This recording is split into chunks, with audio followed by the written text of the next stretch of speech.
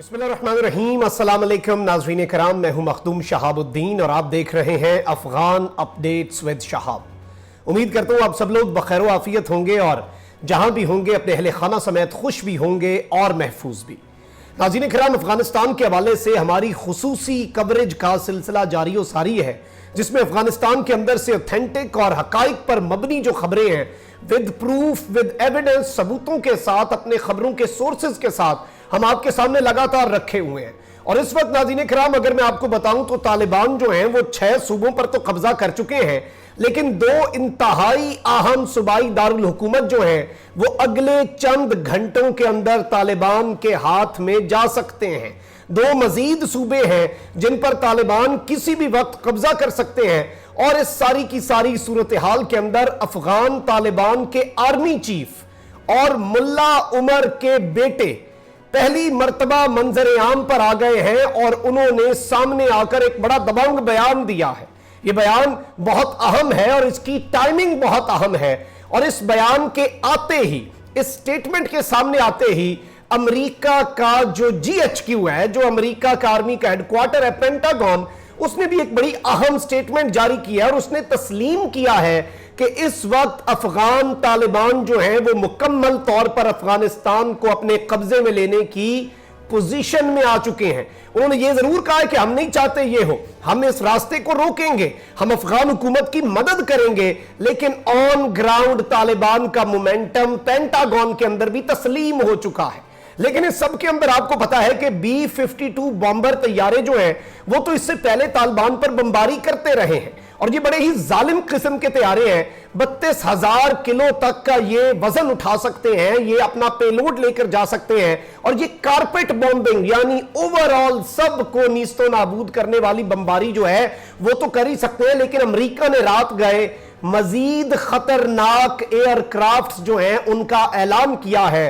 कि अब तालिबान के कदम रोकने के लिए, तालिबान का काबुल की तरफ जो नजरें जमाना है और सकूते काबुल एविडेंट हो चुका है, उसे रोकने के लिए अमेरिका आखिरी कोशिश के तौर पर मजीद तैयारे कौन कौन से ला रहा है, इन तैयारों की स्पेसिफिकेशंस क्या हैं, मैं सारी की सारी डिटेल्स आज की इस वीडियो में आपके सामने रखूंगा।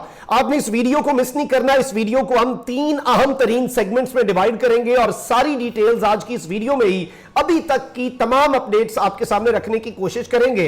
जिन लोगों ने अभी तक चैनल को सब्सक्राइब नहीं किया, उनसे मेरी यह दरखास्त है कि वो चैनल को लाजमी सब्सक्राइब कर लें, बेल आइकन को प्रेस कर दें ताकि आने वाली तमाम तर वीडियोस आप तक पहुंचती रहें और इसी तरह आपका और मेरा यह साथ बरकरार रह सके।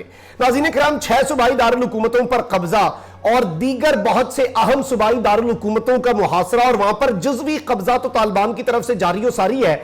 इस सब के अंदर पेंटागन जो है उसने रात को एक बड़ी अहम स्टेटमेंट जारी की है। अमेरिका का जो मिलिट्री हेडक्वार्टर है, अमेरिका की फौज की तरफ से, डिफेंस सेक्रेटरी की तरफ से, पेंटागन की तरफ से क्या स्टेटमेंट आई है यह आप रॉयटर्स पर देख सकते हैं।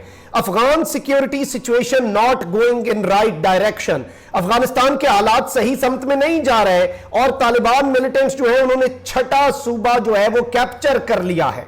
पेंटागन के स्पोक्स पर्सन जॉन कर्बी ने कहा है कि अमेरिका इस ट्रेंड के बारे में, ये जो आए हर गुजरते घंटे के साथ नया सूबा कब्जा हो रहा है, इस ट्रेंड के बारे में US is deeply concerned but that Afghan security forces had capability to fight the insurgent groups. वो कह रहे हैं कि अफगान फोर्सेस के अंदर इतनी हिम्मत है, कैपेबिलिटी है, पता नहीं वो क्यों नहीं लड़ पा रहे और वो बड़े ही परेशान है। उन्होंने अपनी परेशानी का एतराफ कर लिया है और इन्होंने कहा है कि they have to defend it और उन्होंने बाकायदा तौर पर इस पर्टिकुलर मोमेंट पर तनकीद की है अफगानिस्तान की आर्मी पर कि भाई कुछ तो करो, तुम्हें कैपेबिलिटी दी, तुम्हें इतना अरसा ट्रेनिंग दी, सामान देकर आए, लेकिन तुम थोड़ा सा कंपटीशन भी नहीं दिखा पा रहे। और सूरत हाल भी यही है।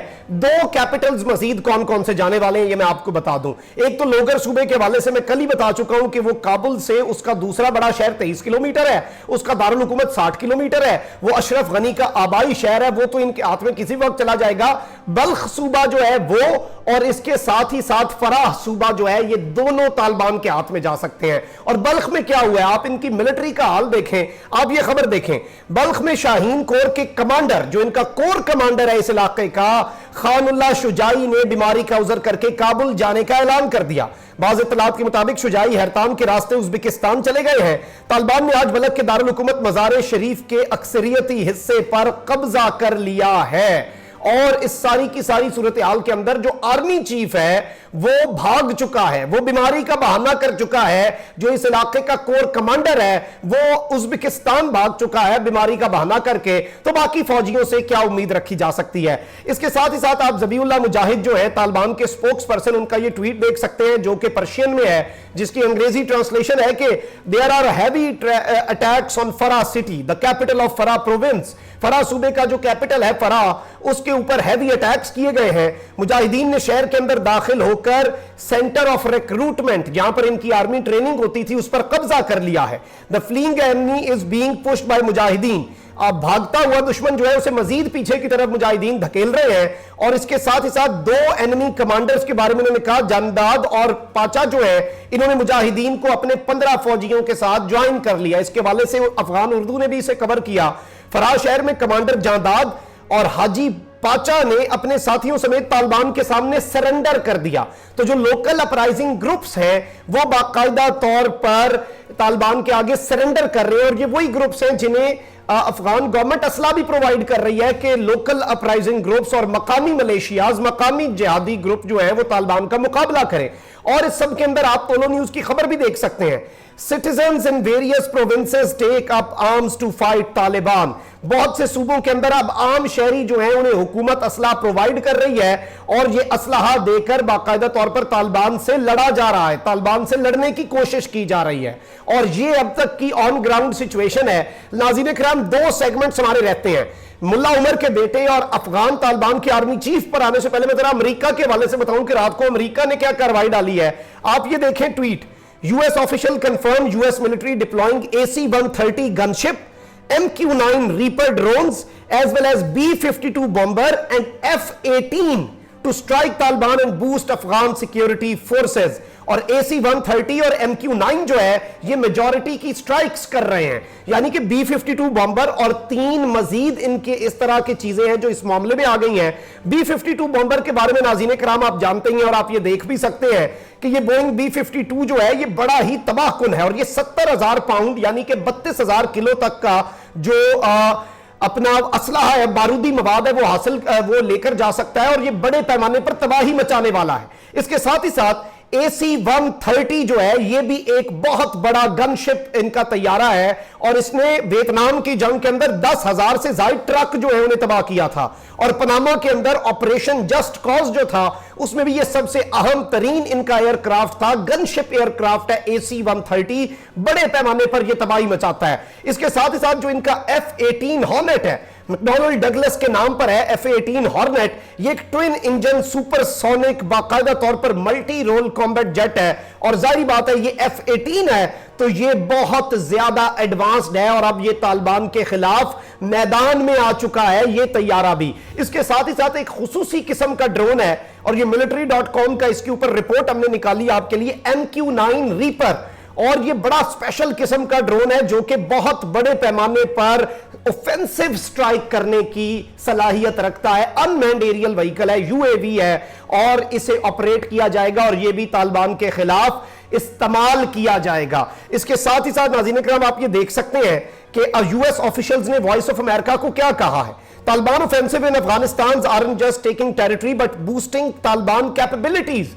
तालिबान, और ये चीज जो मेरे रेगुलर व्यूअर है वो लगातार मैंने पिछले 7-8 अफगानिस्तान के अपडेट के वाले से वीलॉग्स के अंदर ये रिपीट की है, जो अभी अमेरिका जिसे तस्लीम कर रहा है कि ये सिर्फ इलाके नहीं हासिल कर रहे, वो अपनी कैपेबिलिटीज भी बढ़ा रहे हैं। The gains they have made have allowed them to capture equipment, उनकी जो एडवांसमेंट है उसकी वजह से वो असला भी ले रहे हैं, and free prisoners which is having an effect on expanding their military power, कि वो अपनी ताकत बढ़ा रहे हैं, फौजी छुड़ा रहे हैं, अपने जंगजू छुड़ा रहे हैं, असला पकड़ के उन जंगजुओं को पकड़ा रहे हैं, आर्मी तैयार। और यही तालिबान की स्ट्रैटेजी है, एक इलाके पर वो जब कब्जा करते हैं जेल तोड़ते हैं, अफगान आर्मी का असला पकड़ते हैं, वहां से अपने जंगजुओं को छुड़ाकर उन्हें असला देकर कहते हैं तुम अगले इलाके में जाओ और उसे फतह करो, और ये एक चेन रिएक्शन चल पड़ा है। अब नाज़रीन किराम जरा बात हो जाए मुल्ला याकूब की, जो कि बेटे हैं मुल्ला उमर के, जो कि बहुत बड़ा नाम था तालिबान का। और जाहिर बात है उसामा बिन लादेन के बाद अगर कोई शख्स जो है वो इनका बड़ा नाम आया तो वो मुल्ला उमर ही थे, जिन्होंने टफ टाइम दिया तमाम तर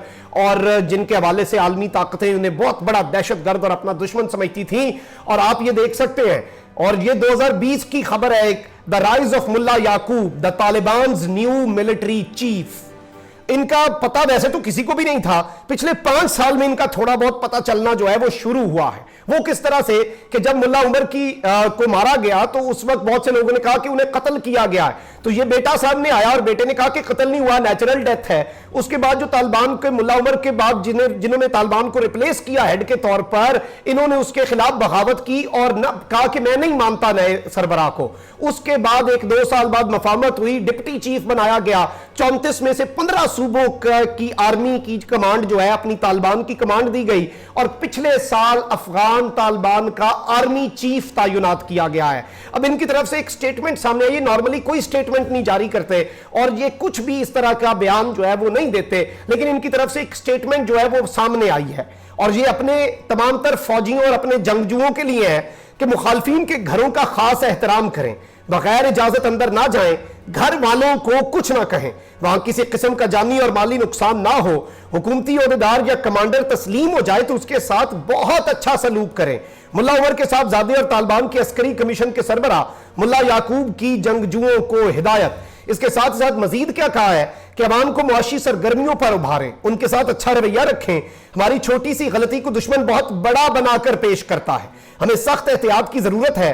मुल्ला उमर के साहबजादे की जंगजुओं को हिदायत, यानी कि कहा गया है, इससे पहले बड़ी खबरें आई कि जी जो वहां पर अफगान फौजी चले जाते हैं उन्हें ये मारकर उनकी बेवाओं से शादियां कर रहे हैं, इस तरह के इल्जामात लगाए गए। यूएस एम्बेसी जो है काबुल में, उसने ये बात कही तो 2 चीजें कही हैं, एक तो अच्छा सलूक रखा जाए जो कि इस्लाम के अंदर भी है, घर वालों को कुछ ना कहा जाए, पनाह दी जाए, अमान दी जाए, जो सरेंडर कर दे उसे प्रोटोकॉल दिया जाए और मुआशी सरगर्मियां ना रुकें। जिस इलाके पर कब्जा करते हैं वहां पर मामलाते जिंदगी जो है वो दरहम बरहम एट एनी कॉस्ट नहीं होने चाहिए, ये इनकी तरफ से क्लियरली कहा गया है और ये पहली मर्तबा इस तरह की स्टेटमेंट आई है। और जारी बात है, जो जंग लड़ रहे हैं, जो अस्करी कमीशन है वो तो इन्हीं की तरफ देख रहा है, तो इनकी तरफ से ये स्टेटमेंट आना बड़ा अहम है इस वक्त पर, क्योंकि बहुत से तालिबान क्योंकि एक ऑर्गेनाइज्ड आर्मी तो नहीं है, तो उनके बहुत से लोग बहुत सी चीजें कर रहे हैं।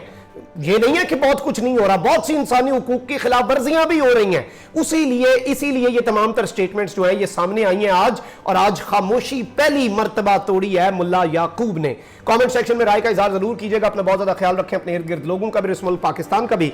अल्लाह ताला पाकिस्तान को सलामत रखे, अल्लाह ताला पाकिस्तान को ता क़यामत रखे। अल्लाह निगहबान, पाकिस्तान जिंदाबाद।